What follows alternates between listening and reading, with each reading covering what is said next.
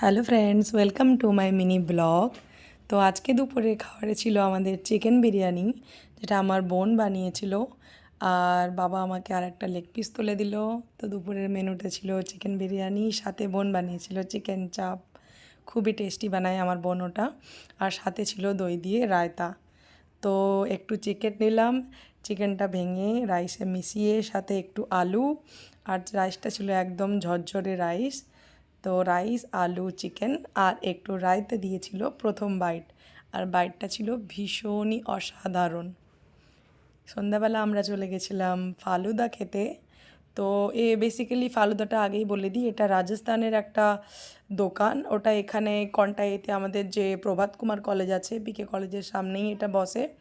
আর ফালুদাটা ভীষণ টেস্টি। যদি আপনারা কন্টাইয়ের আশেপাশে হন তাহলে গিয়ে একবার ট্রাই করতে পারেন। এই হচ্ছে আমাদের কন্টাই কলেজ, জাস্ট কলেজের একদম অপোজিটেই বসে এই ফালুদা দোকানটা। বাই, মিলছি পরের ব্লগে।